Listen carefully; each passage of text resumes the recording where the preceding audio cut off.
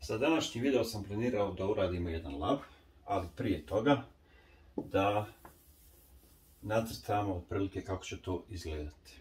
Sa jedne strane imat ćemo dva uređaja koji će biti priključeni na virtualni switch VMnet 2, naravno sa nekim portovima. I sada ćemo ovdje imati PC1 i imat ćemo server 1.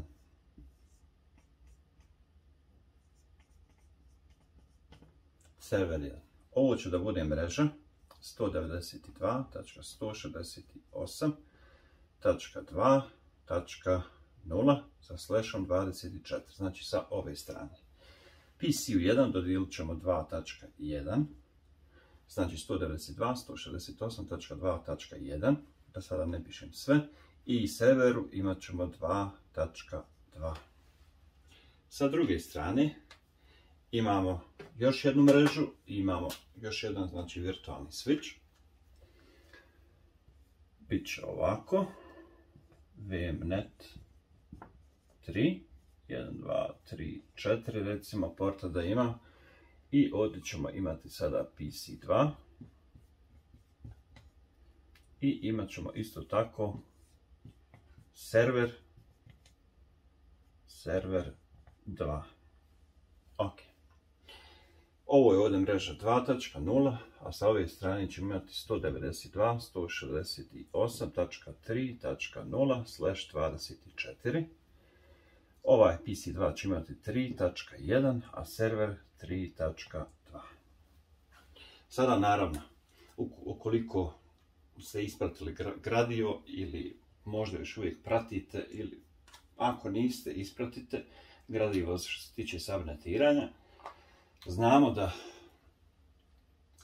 što se tiče samog rutiranja, odnosno da bi jedan uređaj kontaktirao drugi uređaj, u ovom slučaju recimo PC2 ili server 2, ovdje uređaje na drugoj mreži, ukoliko se oni nalaze, znači, na različitim mrežama, uređaj koji koristimo da bi rutirali saobraćaj između mreža jeste router. Ali sada, pošto mi nećemo da koristimo opremu, zato što ne bismo mogli baš da vidimo o čemu se radi, iskoristit ćemo jednu opciju jako važnu na samom serveru. Postoji jedna opcija, odnosno jedna rola. Instalirat ćemo role i feature i pomoću te role mi ćemo moći da rutiramo saobraćaj i samim tim reći ćemo da je to router. Sada sam ujedno napravio i uvod za sljedeći video materijal. U ovom video materijalu, znači, sada bi samo da pripremimo i ujedno da ponovimo gradivo koje smo radili, znači kloniranje mašine, što to jeste PC1 i servera 1, dodijeliti IP adrese, znači što se tiče ovoga mrežnog dijela, isto tako uraditi ovamo i pripremit ćemo server koji će imati funkciju rotiranja. Pa da vidimo kako to funkcioniše, prebacujemo se na Workstation Pro. Sada, nakon što smo napravili uvod i vidjeli otprilike kako će naše okruženje da izgleda, potrebno je to sprovesti u djelo. Sada, prije nego što to uradim, imam jednu mašinu ovdje koju ću da izbrišem, samo ćemo da ponovimo u slučaju da vam ne treba jedna mašina. Recimo u ovom slučaju je naziv mašine test. Sada više ne znam je li server ili je host, to nije ni bitno. Znači desni klik na mašinu, manage i delete from disk. Ok, mi počinjemo sada, znači, sa kloniranjem mašina. Ok, radimo prvo server 2016, manage, clone, link clone, ok, i daćemo ime server 1, finish. Znači, jednu stvar da razjasnimo, ovo što iznad gore sada piše server 1, ono nema veze sa onim što je u mašini. Mogu da budu različiti, ali ja ovako, recimo, stavljam da znamo otprilike koji mi je ime neke mašine. Odmah ćemo u mašinu i da pokrenemo, ali ovo nam ovdje odgovara, VMnet 2, rekli smo na server 1 će biti na VMnetu 2, upalit ćemo tu mašinu. I sada uzimamo ponovo server, manage, clone. I ovdje ćemo sada reći da se radi o serveru 2. Finish, close. Server 2, rekli smo da će biti na VMnetu 3. VMnet 3, ok. I nakon što smo završili sa serverom, više nam neće trebati, imamo 2, to je sasvim dovoljno sada, kao što sam rekao na tabli. Treba će nam isto tako za router, ali da sada to ostavimo po strani. Upalit ćemo i server 2, znači VMnet 3, ovo je ok. I sada ćemo da kloniramo prvu mašinu. Windows 10, clone. Ovdje ćemo napisati da se radi o PCU 1.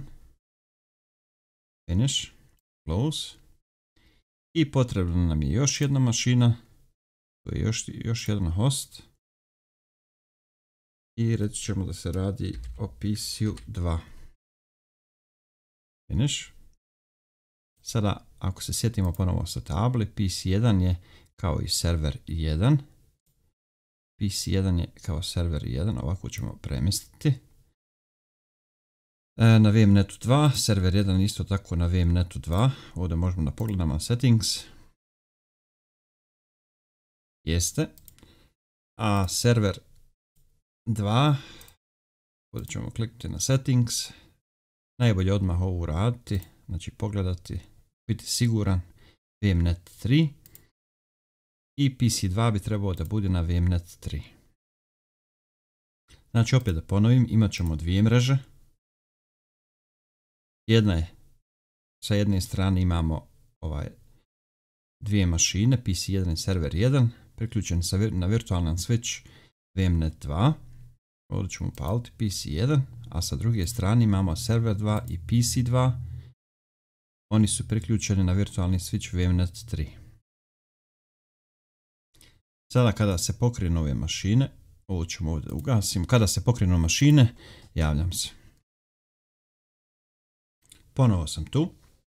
I sada kao što možemo da vidimo, PC1 pokrenut, server 1, server 2 i PC2. PC1, ovo smo već učili, samo ćemo znači još ovaj put da prođemo i više nećemo kroz ovo kloniranje.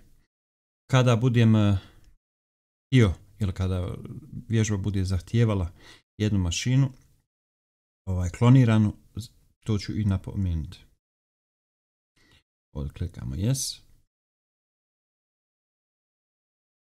Ponovo yes. Skip. I sada ćemo reći da nemamo interneta. To je naša privatna mreža. Ovdje nastavi sa ograničenim setupom.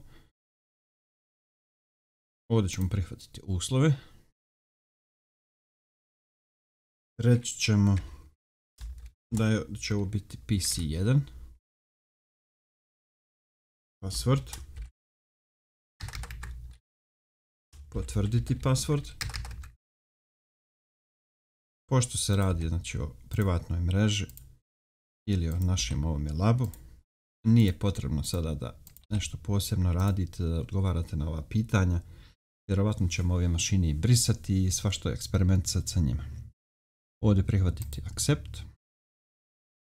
Za Cortana reći no. Ok, prelazimo sada na mašinu 2, odnosno PC2. Rećemo da je ovo ok. Ovdje isto ok. Skip. Isto tako da nemamo internet. Limited setup. I accept. Ovo će biti znači PC2. Next. Password. Ponovo. Ovako staviti odgovore.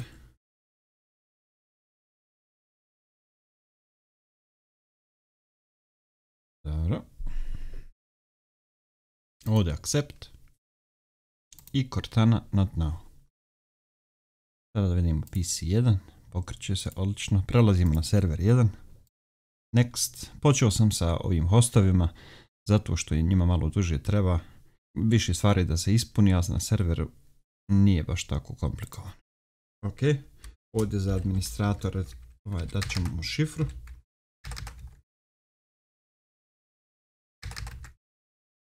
Ok, ovdje se već možemo logovati. Ponovit ćemo tu šifru, odnosno ulogovati se i isto uraditi za server 2. Next i ovdje accept, zatim šifra.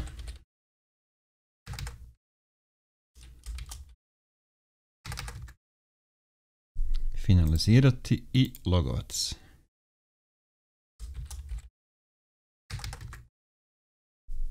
Dobro, gledamo PC1, ok, završeno, PC2 još uvijek traje. Mi već možemo da počnemo sa PC1. Rekli smo da je PC1 i server 1 da se nalaze na istoj mreži i to 192.168.2 i 0. PC će biti 2.1, a server 2.2, to jest dodijelit ćemo im te dvije IP adrese. Šta radimo prvo na PC1? Promijenit ćemo ime. Advanced System Settings, ime kompjutera, promijeni. I ovdje će da bude znači PC1, ok. Sada ćemo da dodijelimo IP adresu. Desni klik na Network, Properties, Ethernet 0, Properties, TCP, IP verzija 4, 192.168.2 i 1 po dogovoru, subnet maska, ona odgovara i sada možemo da restartujemo ovaj PC. Dobro, PC2 isto završeno, ajde da završimo opet sada postove. Za PC2 desni klik na This PC, naravno prvo File Explorer, zatim desni klik ovdje na This PC, Properties, scrollamo dole do Advanced System Settings, ime kompjutera, promijeni i tu će biti mašina PC2. Klikamo na OK. Ovdje isto tako OK. I sada na mrežu desni klik, Properties, Ethernet 0, TCP IP verzija 4, 192.168.3.1 i subnet maska. OK. Znači i ova mašina je završena, promijenjeno je ime, dodijelili smo IP adresu, super. Prelazimo na server 1. Sada možete primijetiti da ovdje ako kliknete na Configure this local server, konfiguracija ovoga lokalnog servera, imamo ovdje computer name i IP verzija 4, tako da možemo tu kliknuti, znači kao neka olakšica. Što se tiče servera, jel? Ovdje ćemo pisati da je server 1. Kliknuti na OK. Ok, idemo onda ponovo ovdje u server manager. Rekli smo u server manageru možemo da administriramo kompletan ovaj server.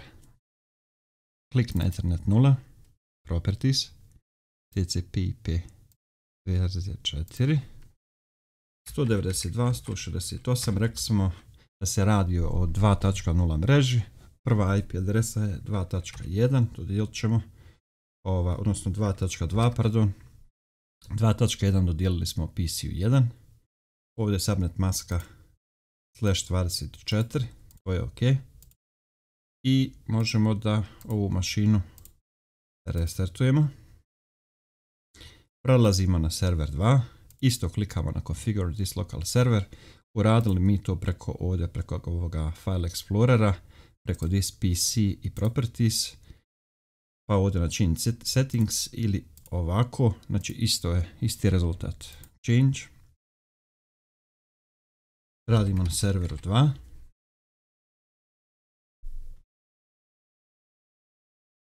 Ok, idemo sada na mrežna podešavanja, Ethernet 0, Properties i dodijeljimo IP adresu 192.168.3.2 i subnet maska 3x25 i 0. Odnosno 3x255 i 0. ok. Ovo zatvoriti sve. I ovdje možemo na close i restartovati mašinu. Na PC2 logovat ćemo se.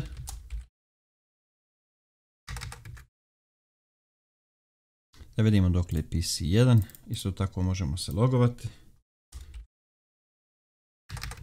Dobro. Server 1 možemo isto tako da se logujemo. Server 2.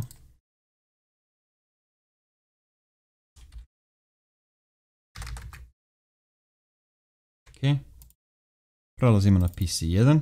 Sada u command promptu,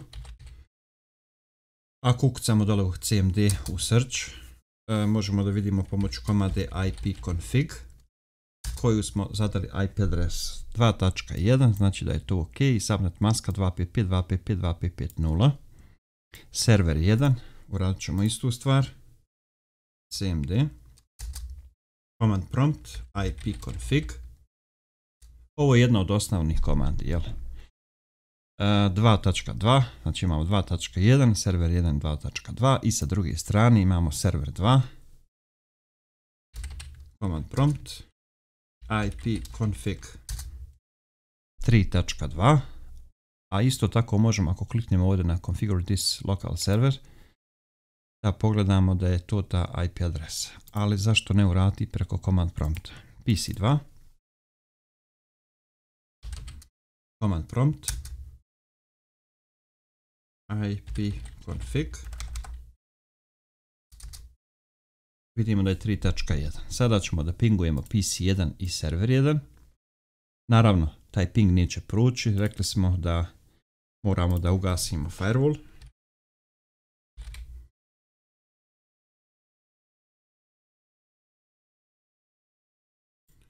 Upaliti, ugasiti, kliknemo da ga ugasimo, ok. Isto ćemo raditi za server 1. Windows Firewall. Ugasiti. Sada, vi možete nekad poslije da recimo upalite ovu mašinu ovdje, Windows Server 2016, isto tako Windows 10 clean, to ću ja uraditi, samo da znači u buduće da ovdje ugasimo ovaj firewall. I svaki naredni put, znači kada budemo pokretali te mašine, firewall će biti ugašen. Ok. Gasimo firewall i na server 2. Zbog, rekli smo već ovoga, zbog pinga, da znamo bar što se tiče ovih mrežnih postavki da je sve ok. Želimo naravno potvrdu. Firewall na PC2, ugasiti i sada, ako je sve ok, PC1 bi trebao da može da pinguje server 1, to ćemo pokušati, ping 192.168.2.2, znači to je ok. Probat ćemo za server 1 da pingujemo PC1, ping 192.168.2.1, to je ok. Server 2, ping 192.168.3.1, znači pingujemo PC2, sve je ok. Sa PC2 pingovat ćemo server 2, ping 192.168.3.2 i vidimo da je sve ok. Sada, pitanje, da li sada kada želim da pingujem sa PC1, mogu pingovati server 2. Ping, IP adresa servera 168.3.2, da se ponovo uvjerimo ovdje, 3.2, da li mogu pingovati sa PC1? Odgovor je ne možemo pingovati, odnosno nema šanse da bi to prošlo. Zašto? Pa radi se o dvije različite mreže. I rekli smo da bi izašli iz jedne mreže treba će nam router. Sada mi ćemo za naredni put pripremiti jednu mašinu, to jeste server koji će nam poslužiti kao router. Kliknemo na Windows Server 2016, manage, clone. I ovdje ćemo napisati da se radi o routeru. Znači server sa funkcijom routera. I njega ćemo ovako prevući u sredinu. Još jedna, router. S tim da će sada ova mašina imati dva mrežna adaptera. Zašto dva mrežna adaptera? Pa jedan adapter će voditi, znači kada zamislite tu u glavi, kada imate mrežni kabel, pa sada uključite u jednu mrežnu karticu, ona će voditi ovamo prema virtualnom switchu VMnet 2, a još jedan mrežni adapter, on će voditi prema virtualnom switchu VMnet 3. Kako sada dodati mrežni adapter na ovu mašinu? Dodat ćemo ga naknadno, hajdemo prvo da uradimo ove postavke, da uradimo sve što je potrebno da bi pripremili okruženje. Palimo znači mašinu, to jeste palimo server koji će imati funkciju routera. Ponovo sam tu, mašina se palila kako treba, klik na next, accept, sada ovdje za password, naravno pisati i potvrditi, logovat ćemo se na ovaj server.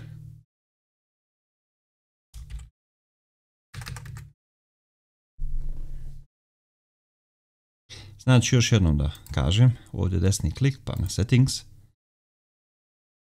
vidjet ćemo da imamo jedan mrežni adapter i taj mrežni adapter, odnosno ta recimo mrežna kartica putem mrežnog kabla je priključena na virtualni switch koji se zove VMnet 2. Ok.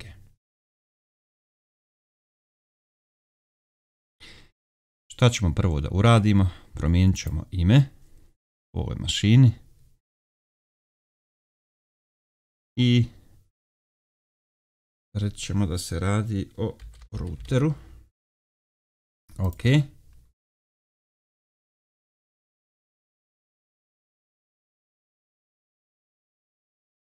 I sada, pošto da vas ne bi zbunio za ovaj video materijal, ja ću samo znači da restartujem ovu mašinu.